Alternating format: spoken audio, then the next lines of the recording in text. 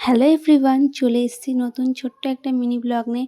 বাড়ি থেকে বেরিয়েই দেখো আমাদের অনামি ক্লাবের প্যান্ডেল, এটা আমাদের বাতকুল্লার বিখ্যাত প্যান্ডেল।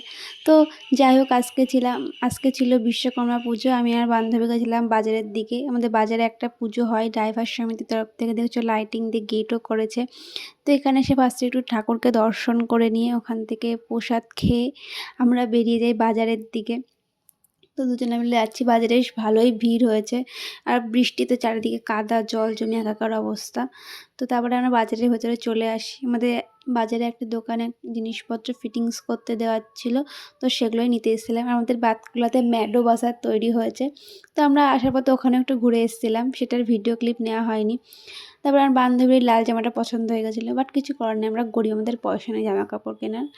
তারপরে আমরা এখান থেকে ওই দোকানটা চলে যাই যেখানে আমাদের জামা কাপড় ফিটিংস করতে দেওয়া হয়েছিল। আমরা 500 টাকা দিয়ে জামা কিনে 100 টাকাতে ফিটিংস করাই। তারপর যাই হোক, তবে এখান থেকে কেনাকাটা হয়ে জিনিসপত্রগুলো নেওয়া হয়ে গেলে আমরা ভেতরের একটা মার্কেটে যাই। ওখান থেকে আমার একটা ফ্যান কেনা ছিল, ছোটো ফ্যানগুলো। তো ওটা ছিল ফল মার্কেটের দিকে, চারদিকে কাদা হয়ে যা অবস্থা। তারপরে সেই দোকানটাতে অবশ্যই চলেও আসলাম, দোকান থেকে ফ্যান দেখছিলাম। তারপরে এই ফ্যানটা ভালো লাগলো, যে সব কিছু শুনে টুনে এই ফ্যানটা নিলাম। তারপরে আমরা চলে আসলাম কসমেটিকের দোকানে। ওখান থেকে একটা লুজ পরের একটা ফাউন্ডেশন নিলাম। তারপরে আমরা বাড়ির পথে রওনা হলাম।